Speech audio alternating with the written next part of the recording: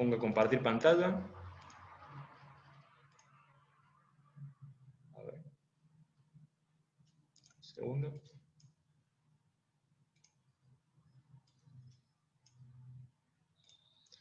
Ahí estamos. ¿Se ve bien la presentación? Sí, perfecto. Perfecto, Nahuel. Bueno.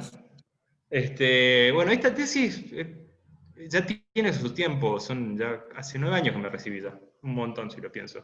Y bueno, va a ser como una tesis quizá para usted un poco vieja y desactualizada, pero Cristian y Alejandro me pidieron que la presentara un poco porque también era una tesis sobre el sector del río y tenía como alguna reflexión sobre los tejidos y la vivienda que a Alejandro sobre todo le parecía interesante que compartiera con ustedes.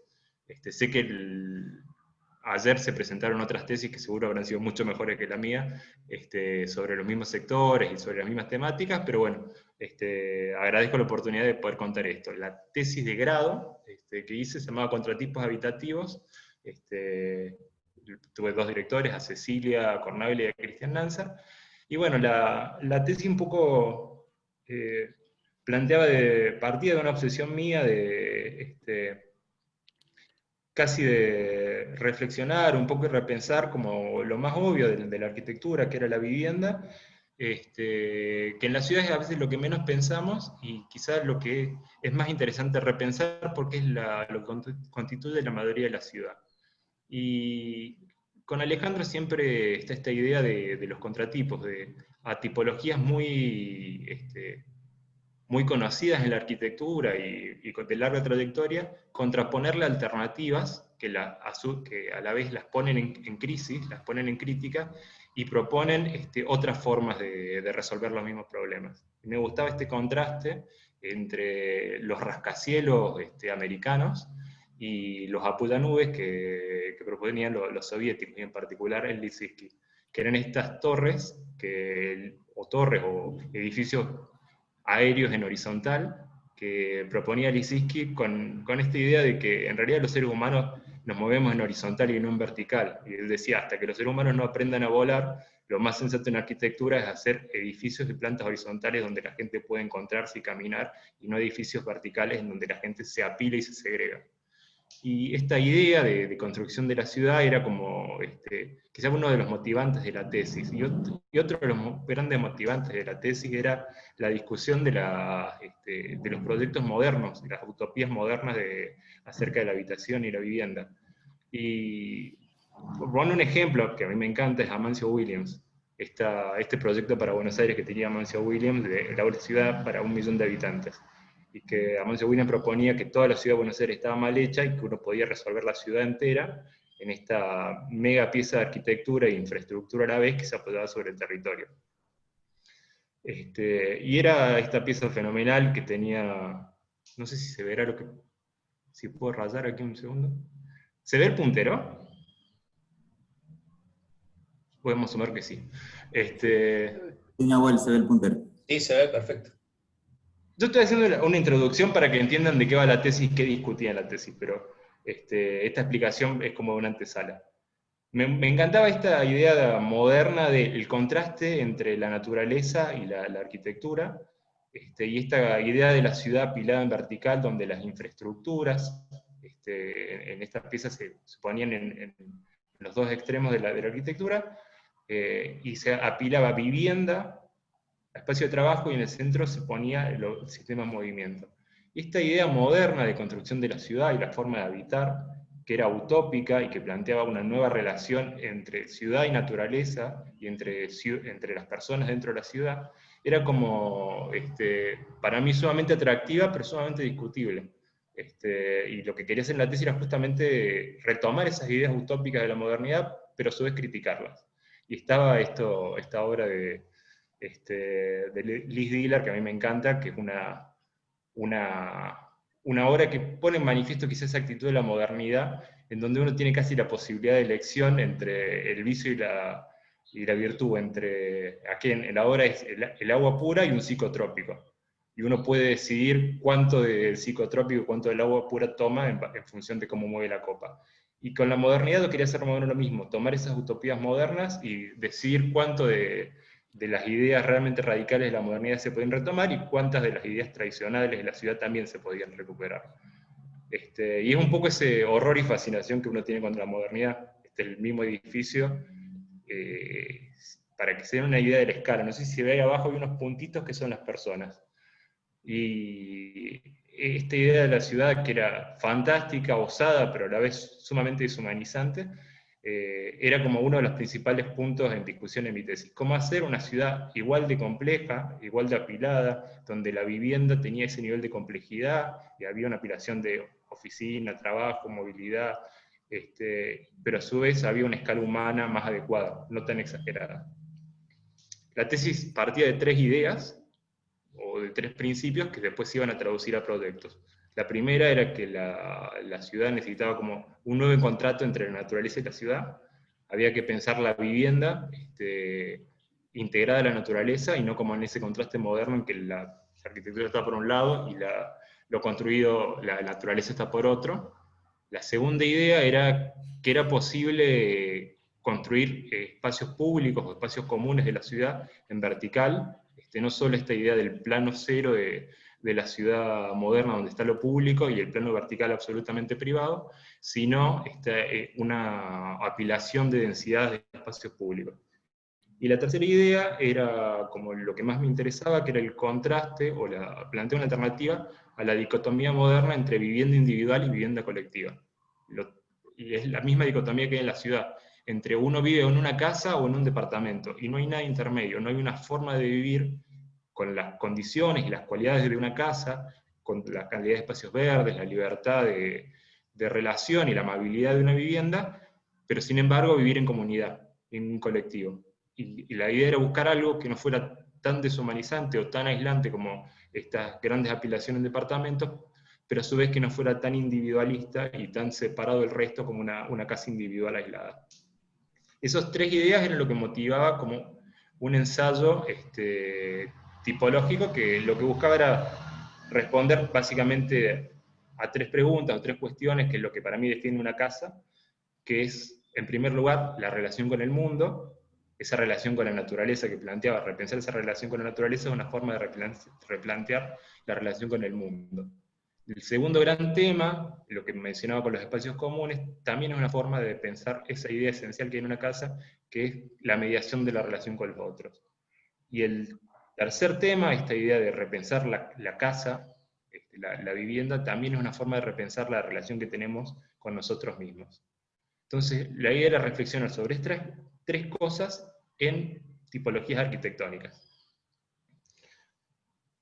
Empiezo ya concretamente con la tesis, sin tanto marco teórico, pero bueno, el sector a elegir fue en la zona del Mercado Norte, tomando justo todo el arco que conforma el Boulevard Guzmán sobre el río, y bueno, esta es una foto del sector. Y bueno, y la propuesta fue partir casi al revés de cómo se piensa en un planeamiento tradicional de la ciudad, empezar por los tipos antes que por las masas construidas. En vez de construir perfiles de ciudad y una ordenanza municipal, me interesaba primero empezar a investigar las tipologías y en función de las tipologías crear la trama de la ciudad.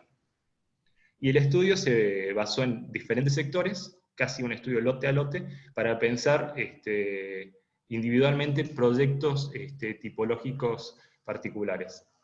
Esto es como una perspectiva general, resumen de un montón de proyectos acumulados, que no es lo más importante, realmente algo para que se ubiquen con el resultado final, pero lo más interesante para mí era este planteo de 6 edificios alternativos al modelo tradicional de construcción de la vivienda. Y la idea era una variedad de condiciones tipológicas y de condiciones de densidad. No les voy a contar todos, no los quiero volver locos, pero les quería contar al menos 2 edificios o 2 proyectos más o menos con un poquito más de detenimiento.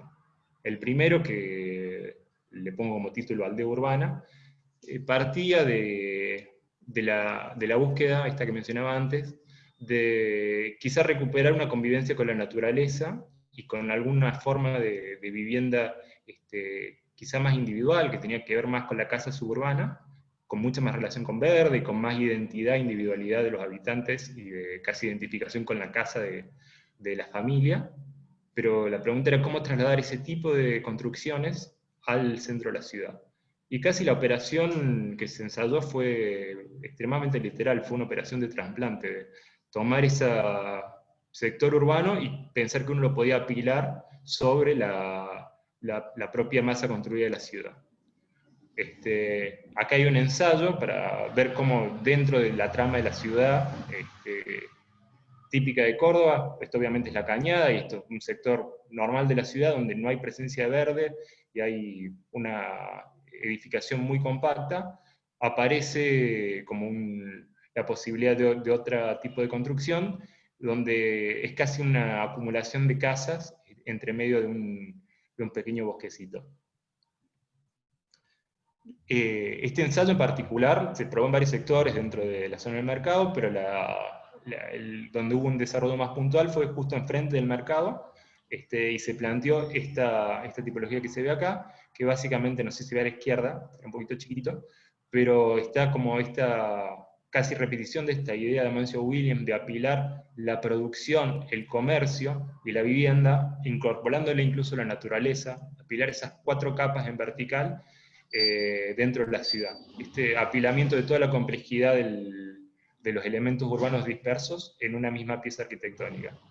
Y bueno, el proyecto es esto, casi como la creación de un nuevo cero separado del nivel de la calle, donde hay este pequeño poblado, donde cada elemento, cada uno de estos edificios que se ven, es básicamente una vivienda individual, que tienen accesos comunes, pero también tienen accesos individuales, y que tiene cada uno un espacio de expansión, un patio en altura o un patio propio encerrado, verde, y también hay un espacio verde en común.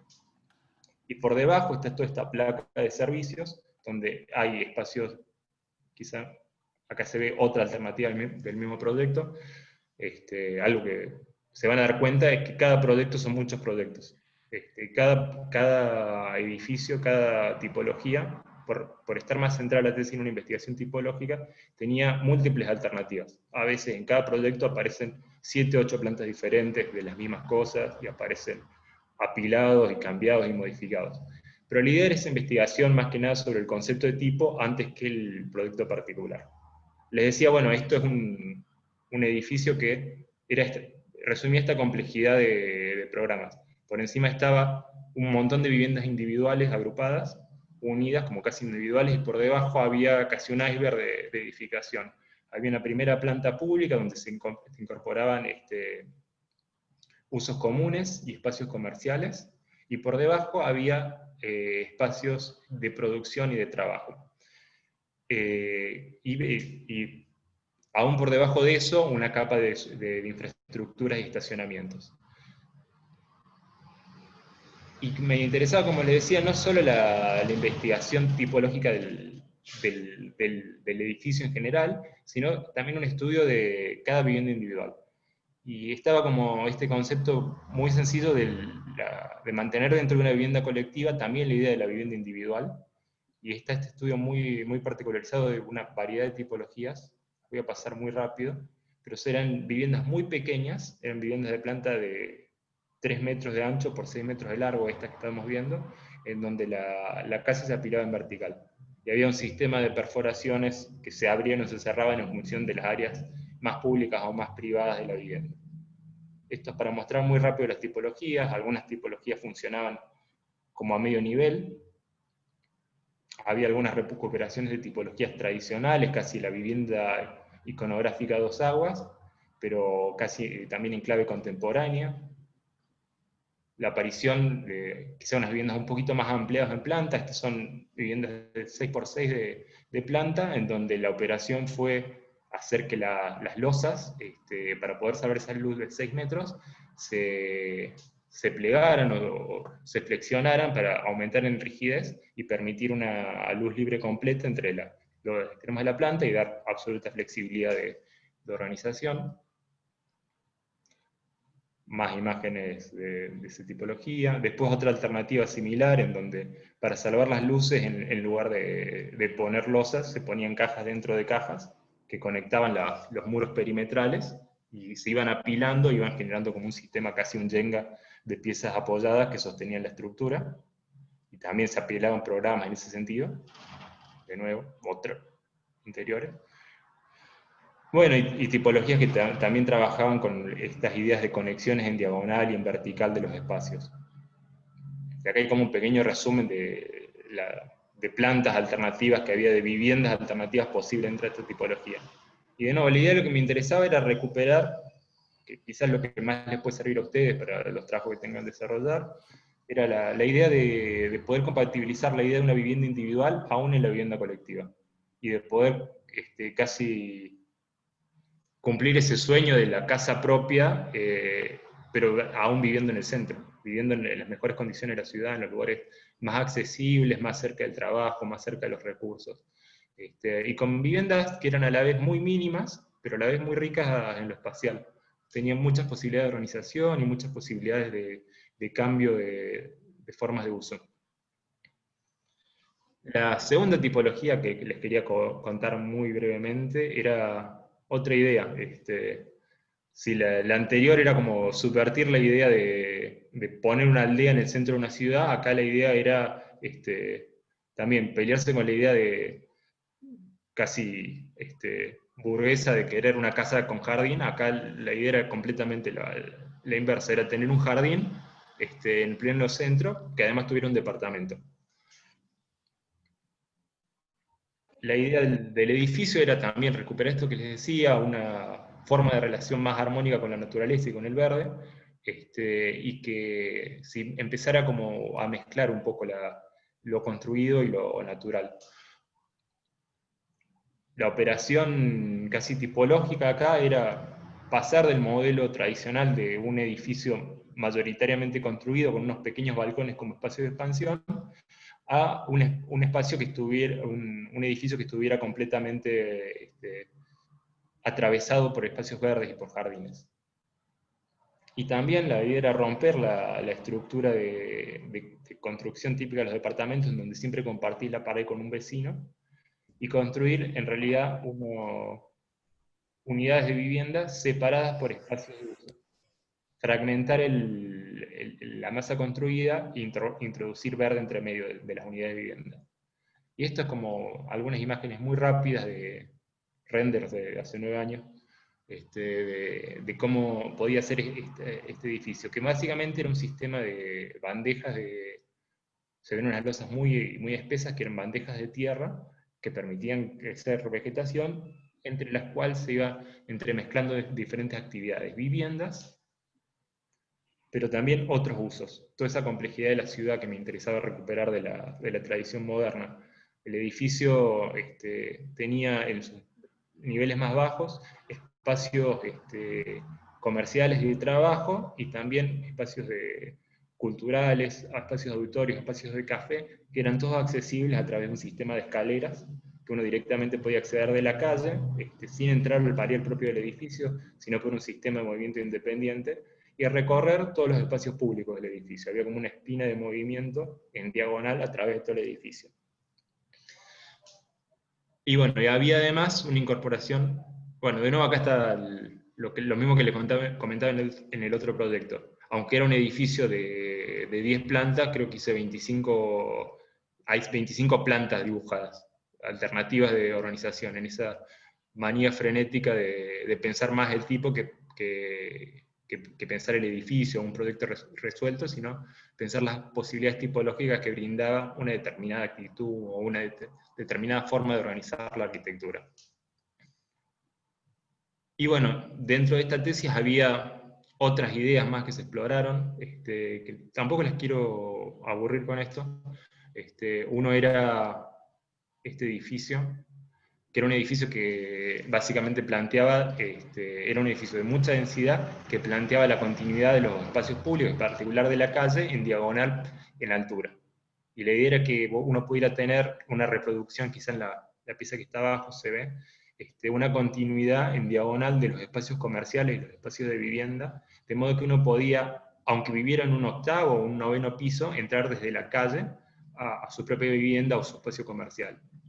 Y este proyecto estaba ubicado justo enfrente del río, entonces también este sistema de circulación funcionaba como un mirador hacia el río, un espacio de expansión y de disfrute de todo el borde del río. Bueno, y aquí hay otro proyecto que también lo voy a pasar muy rápido, que era repensar la misma idea del edificio entre medianeras típico de Córdoba, pero a través de unas operaciones de corte en diagonal, de patios que funcionaban a la vez como espacios de circulación, espacios de uso y espacios de ventilación y iluminación, se podía como empezar a agrupar muchísimo más, o compactar muchísimo más actividad comercial y espacios de trabajo en las primeras plantas y dejar las últimas 3 o 4 plantas de los edificios como espacios de vivienda. Y se creaba como este sistema arquitectónico apilado de, casi exageradamente, acá estaba como muy enganchado con las ideas de Koolhaas de poner escaleras mecánicas por todos lados, y casi decir que había una calle o una escalera mecánica, una calle mecánica en diagonal que atravesaba todo el edificio. Estas ideas un poco locas, algunas un poco utópicas, era básicamente lo que me interesaba es explorar en la tesis, más como disparador de ideas que como proyectos realmente posibles. Y acá tengo un pequeño video que voy a poner un poco para dejarlo descansar. No sé si... Ahí está. Para que un poco resume un pequeño video montaje de los proyectos localizados dentro del área de intervención.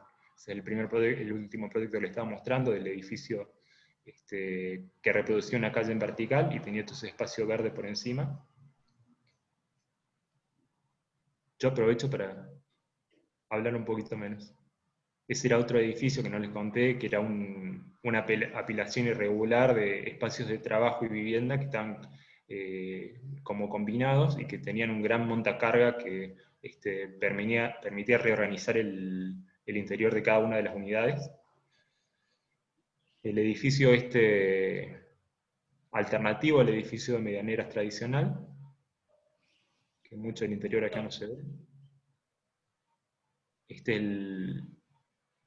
Bueno, el borde del río, y estaba ubicado acá el edificio que les mencionaba, que exploraba esta relación de crear un jardín con departamento.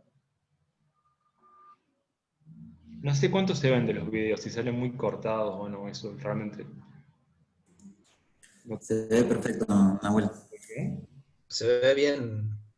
Perfecto. Bueno, Sí, y ese es el primer proyecto que les mostraba, el último, que es esta forma de aldea apilada enfrente del mercado, que me parecía quizá uno de los proyectos más plausibles dentro de todo, porque respetaba la lógica normativa del lugar, decía altura máxima 10 metros, una densidad de vivienda que era exactamente la misma que lograba, que había en los edificios de departamento al lado, solo que acá estaba muy, muy compactado en unidades muy pequeñas, y que realmente me parecía como una alternativa interesante para explorar.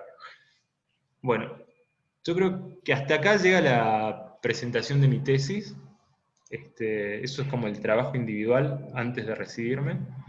Y bueno, lo que me queda ahora es como contarles un poco más el trabajo del estudio. Que esto es todo lo que vino después de recibido y que a ustedes les tocará también vivir de acá a unos poquitos años. Quizá el año que viene ya estén todos recibidos. El estudio se llama M2R, somos en principio 3 socios, pero en realidad somos muchísima más gente. Pero los 3 socios iniciales son Franco Morero a la izquierda, Manuel Martínez al medio, y yo que estoy ahí a la derecha. Y bueno, el estudio más que nada surgió como una forma de juntarnos entre amigos a hacer concursos, y la mayoría del tiempo a perder concursos. O sea, la verdad que hemos tenido mucha suerte en ese sentido. Hay gente que dice que en los concursos a veces se gana y otras veces se aprende, y nosotros hemos aprendido mucho, realmente aprendido mucho con los concursos. Pero por lo menos nos sirvió para reflexionar mucho acerca de arquitectura, discutir entre nosotros y pasar en limpio algunos pensamientos. Y quizá en alguna oportunidad tuvimos suerte, que lo voy a mostrar ahora, y pudimos hacer algunas obras, pero me gustaba por lo menos defender la idea de que uno hace muchos concursos y pierde mucho y arriesga mucho, y eso está muy bien, eso no está para nada mal. La oportunidad de hacer arquitectura y pensar y todo ya es suficiente premio para uno. Bueno, y quería contar esta como filosofía del estudio, que es esto que nosotros concebimos la arquitectura no tanto como la construcción de un objeto, sino como una actuación o un primer movimiento en un proceso que genera cambios físicos, ecológicos, sociales, que es el objetivo, realmente cambiar las estructuras sociales y las condiciones ecológicas de la ciudad y de los contextos para mejorarlos. Y nos interesaba en particular, y en general elegimos concursos que nos parecen interesantes. Usualmente no hacemos cualquier concurso, sino hacemos concursos en los que nos sentimos que tenemos algo para aportar o algo para discutir y pensar. Bueno, eso se relaciona un poco con alguna idea inicial de algunos proyectos que nunca tuvieron éxito, pero que se podía explicar quizá mejor con proyectos mejores de otras personas. Ir a pensar la idea era pensar la arquitectura más que como un objeto, como un lugar. Y me gustaba mucho esto, que es una iglesia de Etiopía, del siglo XII, que realmente es lo que yo quisiera hacer como arquitecto. Si yo pudiera construir alguna vez alguna obra realmente buena, quisiera que fuera una cosa como esto, que es la fusión más clara entre sociedad, paisaje y arquitectura. En realidad, la operación arquitectónica acá, esto es un complejo de 11 iglesias construidas completamente a través de la excavación en la tierra. Y es sumamente impresionante la concepción espacial y constructiva de decir, la arquitectura muchas veces no es la imposición de algo nuevo, sino trabajar sobre lo existente, de transformar un lugar, de tomar un lugar existente y transformarlo para adecuarlo a la vida de las personas y a todo lo simbólico y todo lo espiritual que tiene la vida de las personas. Y realmente acá la operación es realmente una operación de transformación de lugar y no de construcción de objetos. Y está este trabajo de excavación que me parece fantástico, donde cada uno de esos surcos define puntos de ingreso y conexiones, y a su vez espacios simbólicos y de vida. Y esta idea, un poco, tuvimos la oportunidad de llevarla a cabo o seguirla pensando en un proyecto, en un concurso internacional que se dio en 2015 en Afganistán. La historia bueno, ahí está la ubicación de Afganistán en el mundo, para que se ubiquen, aunque creo que el mapa no ayuda a ubicarlos, sino a perderlos más, que es algo casi intencional. Me encanta esta idea de presentar el mundo de formas proyectadas diferentes a las tradicionales para verlo de nuevo con ojos nuevos. Y expresar también la distancia que había entre los dos lugares, entre el lugar donde trabajábamos y el lugar para el que estábamos proyectando, que no tenían absolutamente nada que ver, que estaban en dos puntos diferentes del mundo. Y la historia del proyecto un poco empezó antes del concurso. El proyecto, o la idea del proyecto, o lo que motivó el proyecto empezó en 2001, en el centro de Afganistán, en el Valle de Bamiyán, cuando un grupo de extremistas religiosos tomaron por asalto un poblado, matando a la población local y destruyendo parte del patrimonio histórico existente en el lugar. Esa ciudad era conocida principalmente en el mundo, es una ciudad muy pequeña, un pueblo muy pequeño, pero era muy conocido porque ahí estaba ubicado la estatua de Buda de pie más grande del mundo. Era una estatua de 55 metros de altura, excavada dentro de un risco de arenisca, y para que tengan como una idea de lo impresionante de la escala de la estatua, puesta al lado de la Estatua de la Libertad o del Cristo Redentor, es muchísimo más grande, tenía 55 metros de altura. una de las estatuas. Había un sistema de 2 estatuas principales y pequeñas estatuas complementarias, y además había todo un complejo de cavernas donde había un monasterio budista históricamente. Y como les decía, ese grupo de extremistas religiosos que se conocen en el mundo como los talibanes, y que se hicieron del poder político de Afganistán, llegaron al poblado con la intención una intención doble. En primer lugar, de destruir los iconos que no pertenecían a la religión islámica, y en segundo lugar, atacar a la población local, que era de una etnia diferente a la mayoritaria del país, y que era islámica también, pero de creencias chiitas, mientras que el resto de Afganistán, y en particular los talibanes, son sunitas. Y acá quizá, si se ve, hay un video del momento hay un video de cómo era el lugar, de cómo eran los propios Budas, para que tengan una idea de la escala.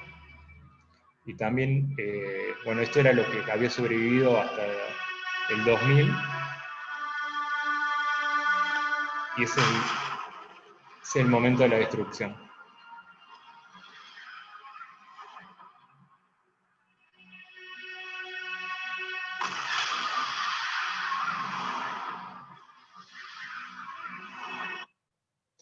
Y lo que era interesante, no sé si interesante, más bien pavoroso, era que este mismo grupo de extremistas religiosos estaba ahí ensayando una estrategia que después iban a poner en juego de nuevo a escala global, que era esta serie de actos terroristas de gran impacto mediático.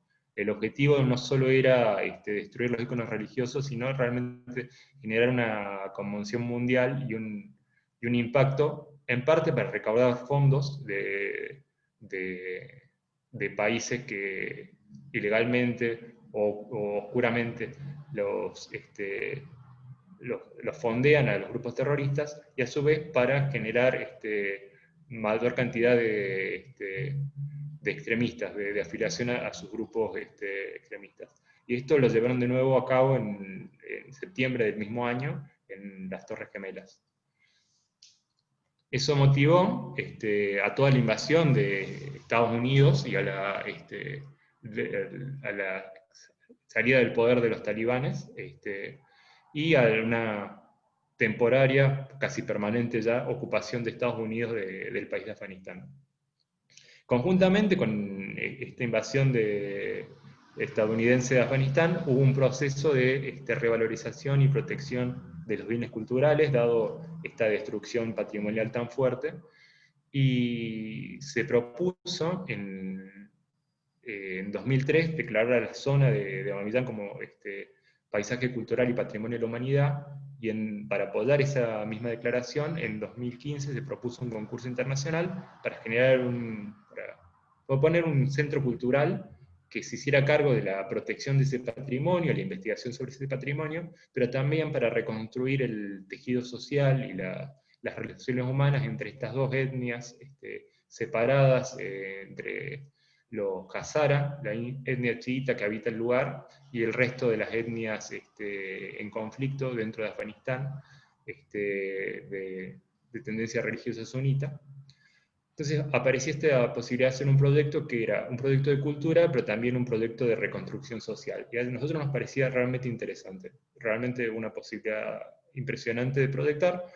Era la primera vez que hacíamos un concurso internacional y no teníamos ninguna expectativa de ganar absolutamente nada, pero sí teníamos como la voluntad de pensar el problema, reflexionar y pensar en cómo la arquitectura podía ayudar o generar recuperaciones sociales, transformaciones de áreas muy conflictivas, posbélicas, y cómo generar espacios de reconciliación y de sutura de heridas de momentos muy traumáticos de la historia. El sitio en el que se proponía el concurso está ubicado justamente en un promontorio, justamente enfrente de donde estaban los nichos de los Budas, con una visión directa, separado por alrededor de 500 metros, y entre medio del espacio que estaba dedicado para el Centro Cultural y los Budas está la mayor parte de la ciudad. Hay una zona de mezquitas, hay un área de bazar, y atraviesa el río. Y, y lo más característico de la zona realmente era un poblado muy sencillo que se caracteriza por la producción de papa, es una economía casi completamente agraria, y tiene como estas imágenes muy mágicas y muy poéticas de una arquitectura casi de barro, muy sencilla, muy primitiva, pero a su vez muy bella. Nos parecía a nosotros como algo realmente culturalmente muy apreciable y muy defendible. Y tiene esta característica que a veces como nos resulta a los que no conocemos nada del resto del mundo como sorprendente, que uno se imagina que Afganistán, o todo lo que nos parece que es el Medio Oriente, debería ser un desierto hipercaliente, y en realidad este lugar en particular, como está a 2.500 metros de altura, es un lugar realmente cubierto por nieve una gran parte del año, y que tiene condiciones climáticas muy extremas. Durante los veranos tiene una temperatura agradable de 20 grados, pero en invierno llega a temperaturas de menos 25 grados, frecuentemente. Y en todo este contexto nos partió la idea de qué demonios hacer, porque realmente era como muy difícil actuar en un lugar en donde había tanto peso de la historia. Y quizá el inicio del proyecto fue en entender el lugar. Las bases del concurso disponían este sitio que estaba separado como en dos niveles. Había un nivel más bajo, donde había un antiguo edificio de un hotel que se demolió antes del concurso, y había un sitio más alto, donde había algunas construcciones que también se iban a demoler. Y nos daban como opción en el concurso, digan, ¿dónde van a poner el edificio? Lo van a poner en la plaza, el plano de abajo o en el plano de arriba.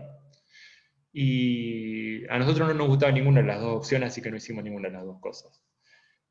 Ahí les cuento qué hicimos, pero lo que nos parecía más importante era pensar qué hacer en un sitio donde lo más importante no estaba en el sitio. Lo más importante del proyecto era lo que estaba enfrente del sitio. Y nos parecía que casi que cualquier cosa que hiciéramos, si lo poníamos, iba a interferir con la existencia de este paisaje que era realmente lo más importante. Y la propuesta de nosotros fue quizá hacer completamente lo opuesto a lo esperado. Pensamos en que en vez de hacer un edificio, lo que teníamos que hacer era más que nada un espacio público. Una plaza, un jardín, un lugar de encuentro, y a su vez un momento de silencio absoluto. En vez de construir un edificio que fuera el protagónico del lugar, al que el visitante llegara y fuera lo primero que viera, lo que queríamos hacer nosotros era resaltar el paisaje, aquello que ya estaba ahí y lo que se veía a lo lejos, y quizá que el edificio fuera algo, o el centro cultural fuera algo mucho más silente, que uno fuera descubriendo de a poco. Entonces la primera estrategia fue poner todo el programa entre medio de esa cota alta y cota baja que les contaba. Lo que hace el edificio es coser esos dos niveles y crear un espacio intermedio mediante excavar el terreno y poner los edificios bajo la cota de nivel más alta, y generar una plaza intermedia que permitía conectar los dos niveles. Entonces lo que antes era un sitio fragmentado en dos, ahora quedaba integrado a través del centro cultural y una serie de espacios públicos. Y se generaba por encima del edificio estos grandes espacios mirador del paisaje. Y nos importaba mucho también, por entender la sensibilidad del lugar y por el valor paisajístico que tenía, hacer algo que no fuera disruptivo, que realmente uno lo mirara y casi no supiera dónde está el edificio. El edificio está aquí en el promontorio, pero la idea era que casi se integrara como parte de la montaña, y que pareciera solamente como pequeñas perforaciones dentro de esa masa de la topografía, lo que conformaba los espacios del centro cultural. El proyecto básicamente armaba como este sistema de espacios intermedios y sistemas de recorrido, y los hilaba en una coreografía de movimientos que empezaba por el ingreso, que estaba planteado desde la base de concurso en la parte superior del sitio.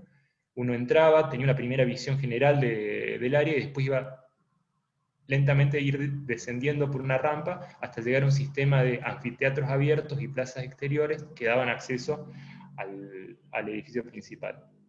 Y acá se ve un poco esa estrategia de inserción del sitio, que cose los dos niveles y pone el edificio justo en ese punto clave de unión entre dos situaciones que antes estaban desvinculadas.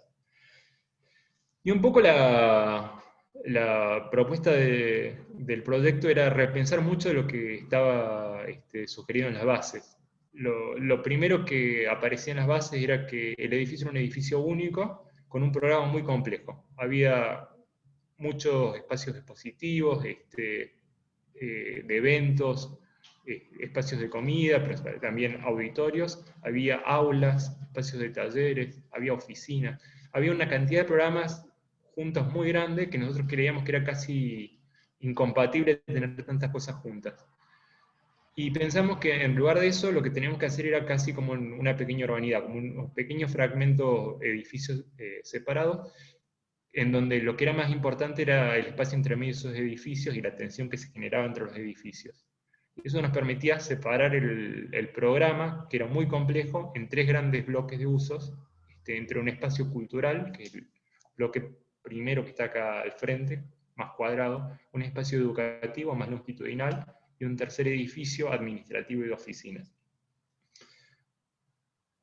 Y como les decía, lo más importante eran estos espacios de plaza intermedios que generaban hacia un lado la visión hacia los Budas y hacia otro lado un espacio lleno de vida extra que ganábamos al programa con todas estas cosas que nosotros inventábamos, anfiteatros y cosas que no estaban dentro del programa que pedían.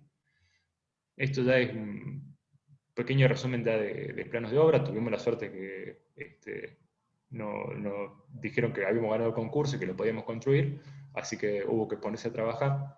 Y reorganizamos un poco todo este sistema de programas, lo armamos de una manera un poco diferente de lo que pensaban las bases, pero ya discutiéndolo con los clientes o con la gente de UNESCO, que fue lo que realmente posibilitó repensar completamente el funcionamiento del centro cultural. Como les decía, había tres edificios diferentes.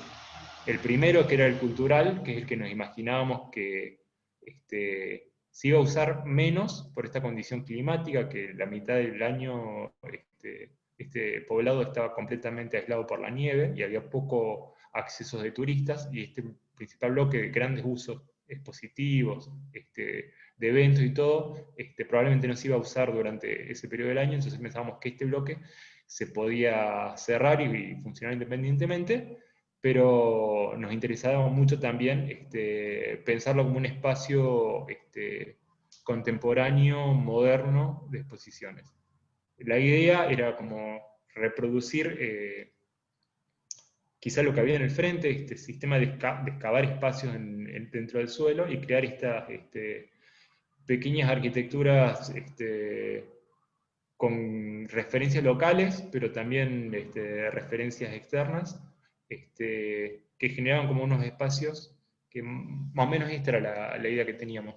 Espacios iluminados muy cuidadamente, con una línea de luz que los ponía en contacto con el exterior, pero también a la vez muy protegidos del exterior, dado esta condición climática muy extrema, y que les daba también mucha serenidad y mucha paz en un lugar en que realmente hacía falta un poco de reflexión y pensamiento. Quiero volver a las plantas un poco, pero lo que había inicialmente en el concurso era un pedido de grandes espacios expositivos, y un auditorio combinado con eso, y un pequeño hall que daba acceso a todo. Y a nosotros nos parecía que casi extremadamente arreglado el programa, que estaba como muy previsto todo y que no había espacio o posibilidad de albergar cosas imprevisibles, de cosas que pudieran pasar espontáneamente. Entonces nosotros reorganizamos el programa y creamos como esta tipología que nos inventamos de espacio, que es una gran calle cubierta, lo que les mostraba en la imagen, en la que podía pasar cualquier cosa. Era un espacio no programado que incluimos dentro del edificio, que pensamos que podía servir para cualquier tipo de eventos. Si querían juntarse acá, hacer una reunión, podía servir también como espacio expositivo, podía funcionar como espacio para espectáculos musicales, podía ser usado de cualquier forma, ya que no estaba caracterizado o tenido por ningún problema en particular. Y eso fue como una estrategia. Y otra de las estrategias que nos parecía interesante era un poco repensar la tipología tradicional de espacios expositivos. Hay un libro muy bonito que se llama La ideología del cubo blanco, que habla de los espacios expositivos y dice que bueno, la ideología actual de exposición de museos y todo se basa en presentar las obras completamente descontextualizadas, en cajas perfectas, blancas, donde no hay presencia del exterior y donde no hay casi sentido del tiempo, donde las obras se presentan como objetos platónicos, aislados de todo su contexto histórico y su memoria. Y a nosotros nos parece que justamente en este lugar había que hacer todo lo contrario. Habría que abrir las salas expositivas hacia lo que había hacia el exterior y pensar y usar las salas como un momento de reflexión entre la relación de las expresiones artísticas contemporáneas y las expresiones artísticas históricas, y la historia del lugar y la presencia del lugar. Entonces nos pareció muy bonita esta idea de que en una sala expositiva uno podía a la vez ver a la ciudad y ver el contexto y reflexionar entre la relación de las obras de arte producidas por una cultura y la cultura misma. Y después estaban estas otras espacios de eventos. Esta es una sala de eventos musicales y de danza, que tenía como una particularidad muy rara, que es como la música afgana se hace a nivel de suelo. Tenía que ser muy empinado la sala para poder permitir la visual, y nos interesaba también esta como aparición de recortes dentro de los espacios de la sala, que siempre mantenían esa relación entre una afuera, una vida, o algo que pasaba por afuera que interfería todo el tiempo con la vida de los espectáculos. Y bueno, como les decía, nos tocó la fortuna de tener que construirlo, y hubo como mucha reflexión acerca de cómo hacer esta idea de construcciones. La idea inicial era sencillamente construir unas cáscaras de hormigón y taparlas en tierra, y hacer un sistema muy sencillo constructivo de muros tontos, de muros de 1 metro de espesor, sin ningún detalle, solamente masa, que los separara del clima y les diera inercia térmica. Pero como era una obra que tenía que responder a normativas internacionales y a muchas restricciones, hubo que ceder y apareció este sistema de multicapas hipercomplejo, que es quizá una de las cosas que menos nos gustaba del proyecto, como terminó siendo, y que más dolores de cabeza trajo a la hora de construirlo, porque es una construcción extremadamente compleja para un lugar que tiene una mano de obra absolutamente no cualificada. Acá la mayoría de la gente no puede leer un plano, no lee, entonces el pedido de quizá una locura compleja de arquitectura y especificaciones técnicas armadas por el primer mundo era completamente irrazonable. De todos modos hubo que hacerlo, y bueno, esto es los resultados. Son todas fotos de obra, pido disculpas, no son fotos profesionales ni obra terminada, es lo que hay, pero es, bueno, las fotos que hemos sacado nosotros y ha sacado la gente del lugar a lo largo del tiempo. Esto es una de las salas expositivas, en obra todavía, con la visión de los Budas. Esto es la misma sala expositiva vista hacia el otro lado, la contracara. Otra sala más, con esta misma condición, un poquito más terminada, un poquito más avanzada esta. Esta es la otra zona que tiene ese edificio, que es una casa de té, donde se ve hacia el costado que hay una apertura que te comunica con las plazas exteriores y que permite que la casa de té se expanda hacia el exterior y da visuales hacia el resto del paisaje, y que tiene este frente que mira hacia los Budas, y está esta pequeña ventana, que es lo que veíamos antes en el render, que abre hacia el auditorio. Y estaban también alguna construcción de algunos espacios de investigación. Esto está en obra, falta todo un sistema de muebles de guardado, donde se van a depositar todas piezas arqueológicas, y esto se va a hacer un espacio de investigación y de protección, y tiene como esta condición muy clausurada, porque hay como ciertas restricciones de protección de luz y de control de seguridad del ambiente. Bueno, y acá está también poco el estado del auditorio recientemente, cómo está en obra. Acá quería poner esta foto exclusivamente porque en el medio está nuestro ingeniero de obra, Amin Asifi, que es el que sacó la mayoría de estas fotos, así que me parecía que tenía que estar en la presentación él también. Bueno, y eso sería el primer edificio que se construyó, que se está construyendo, todavía terminando, y con esta estrategia que habíamos planteado de separar en 3 edificios la construcción, nos permitió realmente hacernos cargo de la obra, porque uno de los problemas que ha habido con la obra es que se había presupuestado mal, se había dado un presupuesto extremadamente bajo, porque se lo presupuestó como si fuera una casa, un edificio cultural, institucional, extremadamente complejo, con auditorio, con mecanismos, y por eso sistemas de de licitación de organismos muy grandes que no tienen mucha sensibilidad realmente a qué están haciendo, se había puesto un presupuesto extremadamente bajo. Entonces la única forma de hacer la obra fue, aprovechando esto de que eran 3 edificios, poder hacerlos gradualmente e ir consiguiendo gradualmente fondos. Este es el segundo edificio que se empezó a hacer, que es el edificio educativo, que tenía una serie de aulas, talleres, bibliotecas, espacios para músicos, y también tenía esta idea de una gran calle, también la incorporamos nosotros, sacándole un poquito de metros cuadrados a otros programas, y siendo muy eficiente con la organización, pero la idea de crear una calle interna que permitiera que realmente hubiera, bueno, fotos de la maqueta, fotos de cómo es la estructura de los espacios, pero quería, bueno, un poco mostrar esto, cómo es la concepción de los espacios de este edificio. Estaba esta idea de generar estas calles internas que iban a ser los únicos espacios que se iban a poder usar probablemente durante el invierno, casi como espacios exteriores. Esto con una luz cenital muy intensa del lugar, que les daba mucho aporte, mucha ganancia térmica por el techo, pero a su vez mucha protección porque estaban estos muros muy anchos y muchas capas de arquitectura, que permitía como cierta vida exterior durante el invierno, donde iba a ser casi imposible estar afuera con estos climas de menos 25 grados, y donde si había una escuela o un espacio recreativo, nos parecía muy importante que los chicos tuvieran alguna suerte de patio, si bien no estaba contemplado, patio cubierto, no estaba contemplado dentro del programa, nosotros lo recuperamos como un espacio de vida posible para todas las actividades educativas. Y bueno, dentro más fotos de ese espacio, son medios engañosas, pues son fotos donde la escala está muy distorsionada porque no hay personas y porque estos huecos son bastante altos, parecen puertas de tamaño normal, pero son 2,50 m. Y bueno, y dentro de esos espacios también había el requisito de poner algunos espacios de oración y espacios de plegaria. Esto es un pequeño lugar de plegaria que construimos ahí, que tiene una gran claraboya que orienta hacia la dirección de la Meca. Y está este espacio muy silente donde individualmente alguien puede ir y rezar.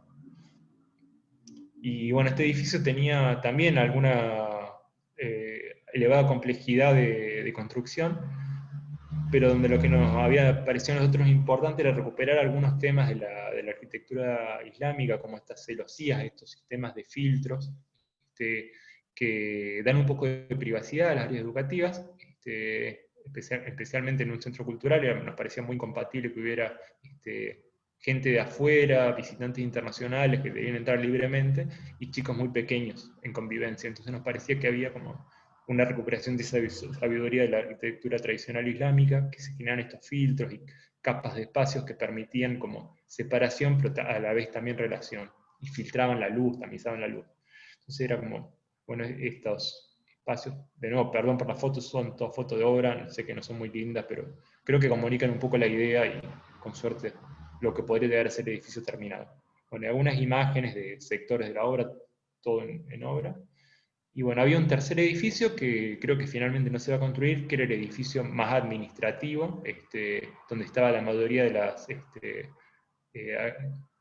actividades políticas, y había algunas áreas de formación, espacios comunes de comida, que también queríamos recuperar acá una tipología tradicional islámica, que era el patio, y construirlo y volcar todos los espacios de ese patio. Pero bueno, eso estamos todavía viendo si se consiguen fondos o no para terminar el edificio con esta estrategia de partes y este mal planeamiento de financiamiento que hubo, que un poco nos dio más tiempo para pensar el edificio, pero hasta nos dio también demasiado tiempo para empezar a renunciar cosas, a aceptar que había que renunciar a algunas cosas. Bueno, y algunas imágenes generales de la obra, quería cerrar con eso, con algunas visiones generales de la obra en la actualidad. Y bueno, hasta ahí sería la primera obra. No sé cómo vamos de tiempo, si está muy aburrido, no sé si estás por No, ahí, Cristian, alguno. tenés el auditorio extasiado, o sea que Che, Nahuel, esto es una hermosura, así que seguí, loco. Bueno, yo puedo seguir contando. Si no está muy aburrido, muy cansado, yo tengo 2 o 3 cosas más para mostrar de proyectos recientes. Les muestro. ¿Sí? Yo sigo y cuando se aburran cualquiera o digan, che, ya se hizo medio tarde, me cortan y paramos. O si quiere alguien preguntar algo, comentar cualquier cosa, me dice. Yo te pregunto, Nahuel, ¿me escuchás? Sí, Germán. te escucho.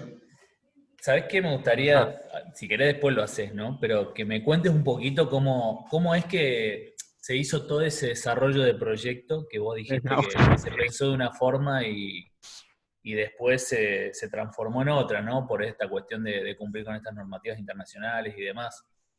Sí. Eso después. Bueno, ¿Eh? después, te lo comento más o menos rápido, después lo podemos conversar con más detenimiento. Pero el gran problema que hubo es básicamente nuestra inexperiencia. O sea, yo les digo sincero, es la primera obra que construyo, no es que yo tenía una súper experiencia antes de largarme a construir nada. Entonces uno va con mucho miedo y uno tiene algunas ideas, algunas intuiciones, y uno dice, realmente esto es un país sin formación y sin complejidad tecnológica y donde es muy, muy difícil conseguir materiales. Todos los materiales de la obra los tuvimos que pensar para que se consiguieran a 20 kilómetros de la obra. No había una posibilidad de traer materiales muy complejos ni muy sofisticados y había que trabajar con lo que había. Entonces, para nosotros la idea más correcta en ese sentido era pensar una obra sin detalles, pensar una obra que fuera lo más sencilla posible, que se pudiera construir de la manera más ingenua posible, donde el gran problema, que era el clima y la regulación térmica, se diera por masa exclusivamente. Entonces, si uno tiene un muro de 10 centímetros, que es lo que aspira a la arquitectura moderna, esa hiperdelgadez de los edificios, es casi imposible resolver el problema y requerís muchísimas capas. Pero lo que proponíamos nosotros es, bueno, si hace un muro de 1 metro de ancho, básicamente cumplís con todas las normativas internacionales, porque la normativa internacional te dice, vos tenés que poner una aislación térmica continua alrededor de todo el edificio, y eso es lo que genera toda la complejidad, así genera el multicapa. Tenés que hacer como 2 paredes, una capota sobre otra, es muy complejo. Y lo que nosotros decíamos es que la normativa permite que si vos tenés 1 metro continuo de masa construida, no hace falta continuar la aislación. Eso permitía hacer un muro de 1 metro de ancho, completamente masivo y resolver el problema. Pero después hay que convencer a la gente de eso. Y básicamente nos dijeron, no esté tan loco, hagan un muro bien, como se tiene que hacer, y lo vamos a resolver. Y como era un proyecto ¿Puedo contar una intimidad? Dale, dale. Apoyando un poco, perdón, Nahuel, pero apoyando un poco lo que estás diciendo vos. Hace unos años me tocó hablar con unas monjas que querían hacer un refugio en Benín. Benín está en África, donde África hace la curvita así, ¿no? Donde África se quiebra, ¿no? Es un país como tropical. Y era ONU. Y es muy parecido a UNESCO. Sí. Tiene como estándares internacionales. Y cuando le propusimos el refugio a las monjas, con una tecnología local, nos sacaron volando. Me dijeron, no, acá los muros tienen que ser con esta tecnología occidental. Es decir, una locura total, ¿entendés? Entonces uno no entiende por qué esos organismos se mueven de esa manera, porque lo que vos proponías era como absolutamente sensato, digamos. Es lo que Tecnología local, mano de obra local, materiales locales. Entonces, ¿por qué hacen eso? O sea, yo no pude preguntar, pero si vos pudiste preguntar, después contanos. Por cuestiones legales. Porque si hay Claro, que cualquier una problema, locura. cualquier problema, el tipo que está a cargo de la ONU le dice, ¿por qué hiciste esto? ¿Está fuera de normativa esto? Claro, Entonces vos hiciste una obra de $2 millones, fuera de normativa, te echamos inmediatamente. Si la haces claro. todas las reglas, estás seguro. Entonces hay como una imposibilidad de tomar ciertos riesgos razonables. Y la mayoría de la gente que decide las cosas son abogados, no son arquitectos. Entonces la discusión técnica precisa no la puede tener. Es decir, la norma dice eso, vos explícame lo que quiera, pero la norma dice esto y ustedes no están cumpliendo con la norma. Se acabó la a veces discusión. nosotros también renegamos de nuestras situaciones locales en Latinoamérica en general, y en contextos europeos el tema burocrático es tremendo para poder hacer una obra. Y qué sé yo, obras tan admiradas como la que hacen en la escuela paraguaya, es imposible hacerla en Europa, por los riesgos que implica, porque no cumple ningún tipo de normativa legal de las normas imperantes de la construcción, etcétera, etcétera, etcétera. A mí me parece sumamente interesante y que me parece que cierta tradición latinoamericana en el manejo de materiales largamente probados, como el ladrillo, como el trabajo con la tierra, etcétera, fue inteligentemente utilizado en concursos. O sea, realmente hay un vínculo que tendrá que ver Afganistán con Córdoba, con nuestro contexto, y me parece que ese fue el vínculo material que ustedes utilizaron en concurso fue brillante. O sea, me parece una lógica perfecta. Si bien abuelo interrumpamos más, la gente está esperando ver los otros concursos. Yo sigo mostrando cosas y vamos charlando cosas. A mí me encanta que hablemos, así que cuando quieran interrumpir se hace más ameno para mí. Bueno, este otro proyecto que lo quería mostrar un poco, hablando un poco de esto de los concursos y casi de la cultura que tenemos los arquitectos, que somos extremadamente exitistas. Siempre nos gusta mostrar las obras que ganamos, lo mejor que hacemos y todo, y realmente así no se puede construir una profesión para mí. Esa motivación por el éxito personal por encima de las cosas y glorificar al que gana y desestimar al que pierde me parece completamente perverso. Y bueno, por eso quería mostrar un concurso perdido, que no ganamos nada y no habían, estaba ya completamente dado por perdido el concurso antes de entregarlo, pero nos parecía que era razonable hacer eso y investigar y pensar, y que estaba bien de vez en cuando perder un concurso. No se muere nadie y me parece que se aprende mucho también. Este proyecto es un proyecto en Verona que se llama Más ligero que el aire. Y partía de un requerimiento medio raro, medio extraño, que era esta arena histórica romana, ponerle una cubierta. Que era medio, al principio sonaba extremadamente extraño.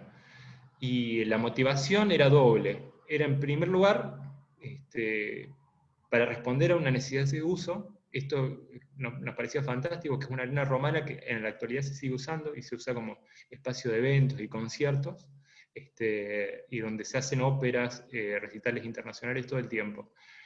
Y realmente había un problema de uno organiza un recital y de repente se larga a llover y hay que cancelarlo. Un recital internacional era un drama enorme. Y además había un segundo problema, que era realmente que nos parecía que justificaba la operación de poner un techo en una arena romana, que históricamente tenían techo las arenas romanas, no es una locura, pero es medio raro poner un techo contemporáneo en una arena romana.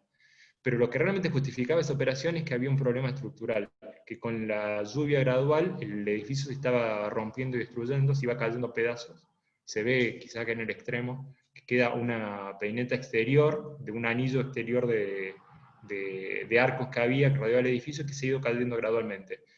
Y se fueron haciendo operaciones de estabilización y reparación, pero el juicio de los especialistas era que si esto no se impermeabilizaba y protegía, la arena se iba a terminar rompiendo. Eventualmente, a lo largo de los años, se iba a ir destruyendo sola por el propio acción del agua. Y más el uso, era como una situación muy crítica. Entonces, la única forma de preservar esta arena en funcionamiento, mantenerla como un patrimonio histórico vivo, era cubrirla. Pero sin embargo, a nosotros nos parecía casi una locura, porque estaba una doble demanda de que no se le podía apoyar nada encima, era una estructura muy sensible, a la que no se le podía poner cargas, y lo que había que hacer, o lo que casi se sugería, era poner una estructura independiente por fuera de la arena. Esto no es un producto nuestro, esto es algo que se propuso dentro del concurso, que era lo que nosotros suponíamos que se iba a hacer, y que nos parecía realmente horrible para hacer, que nos parecía que era casi... Es bastante razonable porque protegía la arena y ponía el techo que hacía falta y ponía todas las infraestructuras para espectáculos que hacían falta, pero a su vez mancillaba la memoria del lugar, justamente lo que uno preservaba y lo que le daba sentido a ese lugar. Había algunos proyectos bastante más sensibles que eran como más elegantes, pero que para nosotros todavía tenían el mismo problema de imponer una estructura enfrente de la estructura existente. Y de ahí, de esta casi problema irresoluble, que había que construir un techo gigantesco de un edificio que tenía 80 metros en una dirección y 50 en otro, una luz gigantesca, pero había que construirla sin apoyar, y que había que, sin embargo, poner un techo, y a su vez nos pareció a nosotros que era fundamental respetar la imagen histórica del lugar y no interferirla. Nos preguntamos qué era posible, y la verdad que la única solución que uno pensaba posible era casi un acto de fe arquitectónico. Olvidarse de lo que uno concebía de razonable y pensar algo que podía sonar que no era razonable, pero que podía realmente resolver el problema. Y la propuesta fue casi la inversión del problema. Si no se podía apoyar nada, nosotros hicimos algo que directamente flotara. Planteamos hacer un aerostato, básicamente para que se entienda un Zeppelin flotante por encima de la arena. Un gran globo de aire que en realidad en vez de apoyarse sobre la arena, se tenía que anclar a la arena, se tenía que conectar a la arena a través de un sistema de tensores muy liviano, y que buscaba una presencia muy ligera y muy liviana que pudiera ir cambiando. Aquí hay una sección un poco del proyecto, que era este gran globo de helio flotando, que tenía la capacidad de variar su posición, porque dentro de la otra de las pedidos extrañísimos que tenía el concurso, además pedían no solo que hubiera una cubierta gigantesca por sobre la arena, sino que además fuera una cubierta que se pudiera abrir, que se pudiera mover. Y a nosotros nos parecía que la solución no era esa, sino quizá que la cubierta aquí en este caso se pudiera elevar un poco más y permitir que a través de grúas se pudieran poner todos los decorados y todos los elementos que daban apoyo y permitían los espectáculos que se tenían que desarrollar. Y bueno, nos parecía como esto, como el principal objetivo, casi hacer un proyecto que no tuviera presencia, pero a la vez fuera muy claro y resolviera el problema. Y yo soy como un enamorado de futuros posibles alternativos que visualizaba el pasado. Esta idea de, en vez del vuelo como lo tenemos ahora, que es un vuelo de máquinas extremadamente pesadas, a mí me parece muy, muy bonita la idea del vuelo con construcciones más livianas que el aire, de los dirigibles o piezas que resuelven el problema técnico solamente por una condición física, de poner un fluido más liviano que el fluido circundante, y que solo con eso se genera la elevación de las naves voladoras. Y nos parecía que para la arquitectura podía pasar lo mismo, que uno podía crear este gran dirigible apoyado sobre el edificio, y que realmente era como muy delicado la relación con este proyecto. De todos modos, no. Yo lo miro y tampoco lo tengo tan claro si era lo que había que hacer o no, si no es muy conflictivo igual poner un techo o no, pero nos parecía que era la manera más serena, más elegante para poner algo. Y el segundo gran tema que me parecía como interesante era que había como un pedido de llenar la arena romana de una infraestructura para eventos de luces, equipos de sonido, proyecciones, pantallas, sistemas de montaje muy grandes que también iban a terminar de destruir la imagen histórica de la arena romana. Y lo que pensamos fue, recuperando una idea de Le Corbusier, que es un pequeño proyecto que se llamaba la Caja de los Milagros, que era una caja completamente ciega que tenía un montón de infraestructuras por dentro que desaparecían. Nosotros pensamos que podíamos hacer algo parecido en el proyecto, e integrar dentro de este gran globo un montón de infraestructuras que se podían esconder dentro de esta arquitectura flotante o desplegar en función de los espectáculos. Y habíamos pensado incluso integrar el sistema de grúas y montaje en el propio edificio para permitir el movimiento de cosas directamente sin tener necesidad de poner una grúa, que era un costo extra que tenía la ciudad de Verona todos los años. Tenía que alquilar una grúa para hacer el montaje de los espectáculos, y aquí ya estaba integrado dentro del edificio ese recurso, y además aparecía todos los sistemas de iluminación, de pantallas y de sonido integrados dentro de esta nube que flotaba sobre el edificio. Y se generaba como esta convivencia muy armónica entre mantener la propia arena en su condición histórica y poner por encima de ella todos esos sistemas de espectáculos, iluminación y de proyecciones que pedían, y sonido. Bueno, ese es un proyecto, no ganamos nada, y acá, solo porque el área lo pidió, pongo estos proyectos. De nuevo, si me quieren interrumpir o cualquier cosa, díganlo, pero los voy a mostrar muchísimo más rápido, si ya los dejo en paz, que son 2 proyectos de 2 concursos. Tranquilo, Nahuel, estamos todos disfrutando de la charla y de tus proyectos, y creo que está bueno después hacer un Nahuel. comentario general con todo el mundo, pero tranquilo, tenés el tiempo que quieras. Tremendo. Cuento estos 2 proyectos de 2 escuelas que se hicieron el final del año pasado y en este año en el estudio. Yo confieso que el trabajo del estudio es fantástico, porque son muchos colaboradores, mucha gente trabajando, y la mayoría de las ideas del trabajo los ponen otros. De los proyectos perdidos me hago responsable. El anterior lo perdí yo solo, porque lo hice solo. Pero estos proyectos en realidad es un trabajo de equipo fantástico, llevado a cabo más que nada por mi socio Manuel, y el trabajo de el resto de la gente del estudio. Después los voy a nombrar más detenidamente, pero lo quiero reconocer ahora. Y me parecía como 2 proyectos muy lindos de escuelas que les pueden servir a ustedes también, a los alumnos, como ensayos de equipamiento, y de ver qué se está haciendo en cuestión de concursos en el resto del mundo. Esto se motivaba por una necesidad que tiene el gobierno de Italia de reconstruir unas escuelas existentes que se hicieron prefabricadas hace ya 40, 50 años, en los 70, que tenían una vida útil limitada y que estaban construidas con asbesto, y que se tuvieron que demoler todas y reemplazar. Y ahora están como en una construcción sucesiva de concurso detrás de concurso detrás de concurso para repensar la tipología de la escuela. Y a nosotros nos pareció hermoso eso, que un Estado se comprometiera con esa conversación constante con los arquitectos respecto de cómo construir la educación. Y estamos muy contentos todo el tiempo participando de estos tipos de concursos. Y bueno, muestro 2 de los proyectos que hicimos, todos alrededor de Milán. Esto es el primero, en la escuela en las afueras de Milán, sobre una calle que se llama Pisigoni.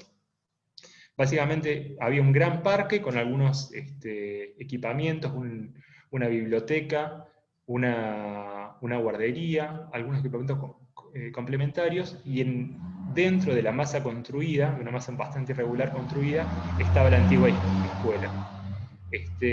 La propuesta para este proyecto partió, bueno, de algunas ideas como históricas que nos parecían muy interesantes, algunas referencias a las escuelas de Arnold Jacobsen, y algunas ideas de los Mad Buildings, donde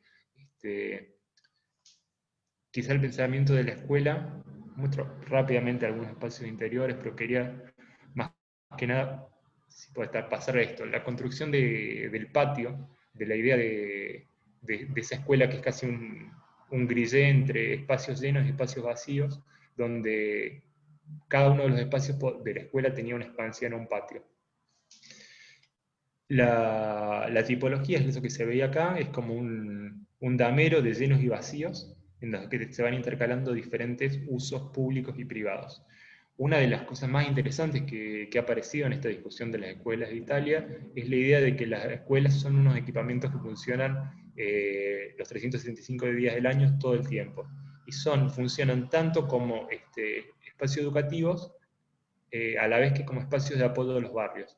Entonces, la aparición de espacios deportivos, bibliotecas, espacios de auditorios, de espectáculos, espacios de comida, eran parte esencial del programa, y se pedía además que estuvieran siempre abiertos a la comunidad barrial, que uno cuando no funcionaba la escuela, todos esos espacios se podían abrir a la ciudad. Había como esa quizá relación muy bonita entre la escuela y la ciudad, en donde normalmente las escuelas son casi lugares cerrados a los que uno intenta que no entre gente de afuera, y acá por el contrario, casi la vocación de las escuelas es ser parte de la comunidad, y que no solo la usen los alumnos, sino que también lo use toda la gente del barrio. Entonces era como una forma muy interesante de operar dentro de una trama social, brindando nuevos usos a barrios periféricos de Milán, que son muy raros, porque a veces la mayoría de la población de estos barrios periféricos son japoneses, a veces son africanos, no hay una relación con la población local muy clara, no son todos italianos, sino que hay mucha variedad cultural. Entonces realmente nos parece también muy interesante eso, que uno planteaba la escuela no solo como un espacio educativo para una comunidad muy particular, sino con un rol más general de integración social de diferentes comunidades que dentro de las propias ciudades estaban excluidas. La construcción de la escuela, bueno, la tipología, acá se puede ver un poco, hay como un gran espacio deportivo que pedían, hay un área de espectáculos, un espacio de comida y un área de biblioteca que eran el frente de la escuela. Y tenían cada uno acceso independiente y se articulaban todas por un gran patio en común que distribuía todas estas actividades. Se generaba un fuelle y hacia atrás había un sistema de espacios educativos de aulas que se agrupaban de a tres con un sistema de talleres, que cada uno de estos núcleos educativos tenía una expansión a un pequeño patio o a un gran patio y espacios exteriores. No tiene mucho sentido que me ponga en mucho detalle de las plantas, pero quería mostrar un poco la confección de la arquitectura. Estas son las zonas más públicas, eso es el área de comidas de la escuela, y estos eran los espacios educativos. Esto es como el conjunto de 3 aulas, que con un sistema de paneles móviles se podía integrar, y tenían como apoyo un espacio más experimental de laboratorio y taller, que era complementario y compartido en las 3 aulas, que se podía usar libremente. Entonces había constantemente entre las aulas una posibilidad de combinarlas y tener actividades también fuera del aula de trabajo en simultáneo con el dictado de clases. Y siempre esta relación con los patios inmediatos dentro de cada tipología.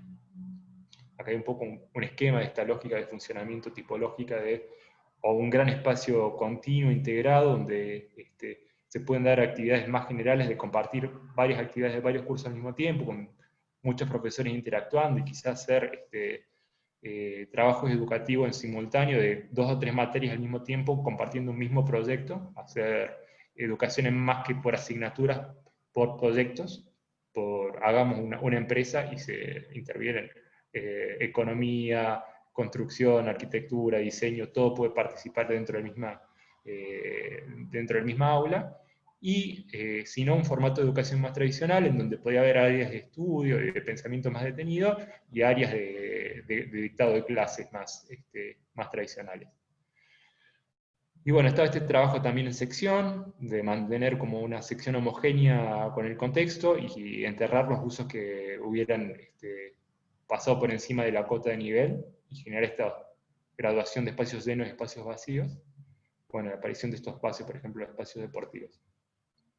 Y quería comentar, por último, algo que estamos como intentando trabajar mucho en el estudio, que es el cambio de esta concepción tan contemporánea, moderna, que siempre es como, somos a veces insistentes acá en Córdoba, hagan las cosas en hormigón, aprovechen la estructura, diseñen con la estructura.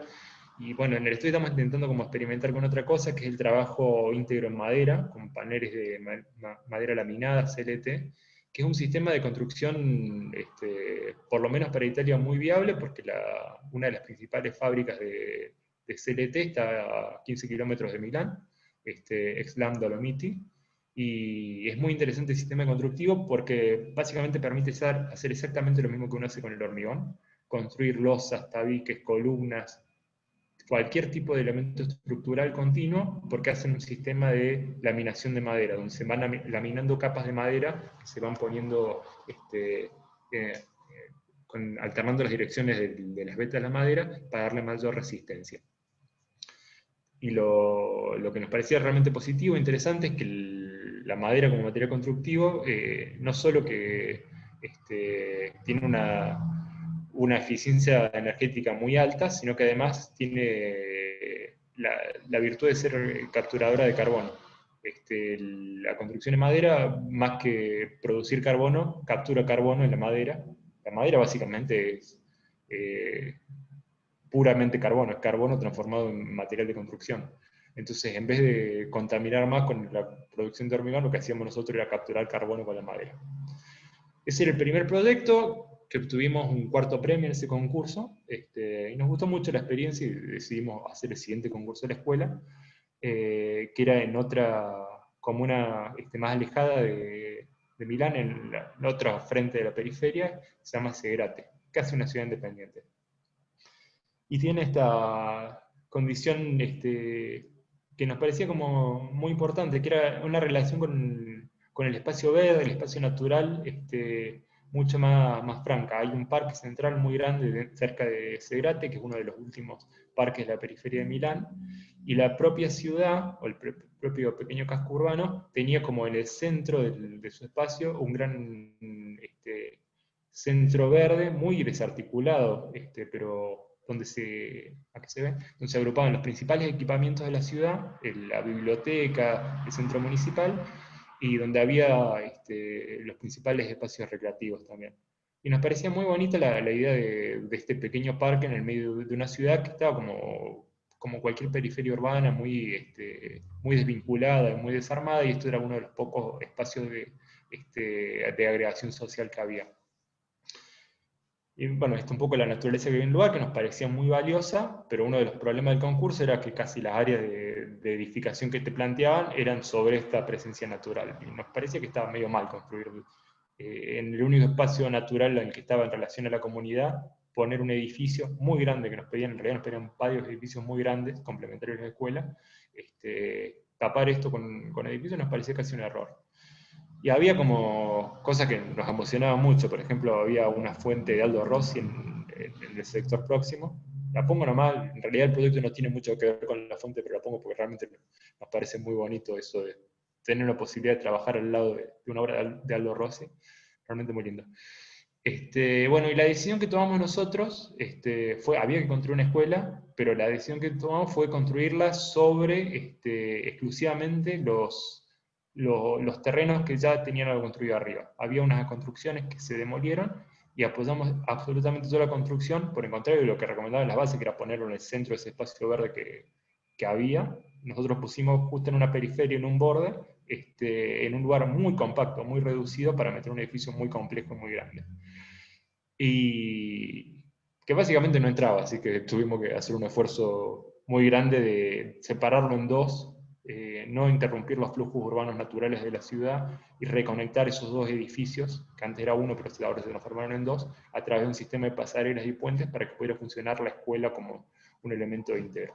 La escuela sería esto, perdón que no lo indiqué, esto que está acá en el medio. Y se dejaba liberado todo este espacio verde, que era como nuestro principal, quizá, objetivo. Y nos parecía que ganaba mucho la escuela, al estar enfrente de ese gran espacio verde y casi con esa posibilidad de dar una continuidad. Planteamos una planta baja muy abierta donde se mantenían todos los usos públicos y se podía integrar como en continuidad con el parque. Y generábamos como en el interior de esa escuela este pequeño plaza dentro de la propia escuela, el patio propio de la escuela, que es como una plaza cívica, donde estaba el espacio de expansión natural de la escuela. Y nos parecía como esto muy interesante, la idea de la sección del edificio, en donde había una continuidad con el parque, que casi se colaba por debajo de la escuela, y se conectaba con la plaza del interior de la escuela, y generaba como una serie de programas que se iban girando alrededor de este espacio central, y aparecían estos espacios de expansión, terrazas, espacios de huerta y espacios de apoyo, que recuperaban esas visuales hacia ese parque. Estas son algunas de las imágenes interiores, casi hay una espiral de movimiento alrededor del patio central, donde esta era una escuela primaria, la anterior era una escuela secundaria y esta es una escuela primaria. Entonces había como una casi vocación mucho más lúdica, aparecen como elementos más de color, más entretenidos, había como un carácter mucho más de espacio libre de vagar y de andar de los chicos. Y había de nuevo también esta idea que habíamos visto en nuestra escuela, de la construcción de estas aulas combinables con espacios de apoyo, que daban como otras posibilidades de relación entre docente y alumno, que no fueran la típica de el docente dando clase y los alumnos escuchando, sino que acá era como más una libertad para diferentes propuestas pedagógicas alternativas. Estaba como este trabajo de un sistema doble de envolventes que permitía como regular la condición climática, en verano usarlo como fachada ventilada de protección contra el sol y de generar sombreado, y en invierno como un gran espacio de ganancia térmica. Y bueno, estaba la aparición de estas terrazas o patios en altura de juego, que iban como articulando en vertical la continuidad del espacio público o el espacio común de los chicos a través de toda la escuela. seguimos con esta investigación de la tecnología en madera, que hay como un desarrollo más puntual. Lo quería poner casi porque esto es lo más lindo de la arquitectura, cuando uno piensa en construirla, que aparezcan los detalles, aparezca toda la sofisticación de la construcción, a mí me parece fundamental. Y bueno, me parecía bien mostrárselos y ponerlo, aunque no me parece que no vale mucho la pena contarlo muy detenidamente. Bueno, como les decía, la escuela lo que no entraba en uno de los lugares, lo separamos en dos y con eso ganamos lo que nos parecía un acierto, un gran espacio común de uso para la comunidad. El espacio deportivo lo habíamos transformado casi en un edificio independiente que podía abrirse completamente a la ciudad y que pudiera servir para eventos. Y estaba como este gran espacio sin apoyos intermedios, cubierto por una mega estructura de madera, que generaba como este gran espacio convocante, que se podía usar evidentemente para deportes, pero también se podía usar para cualquier otro tipo de actividades, eventos, que nos parecía como muy valioso.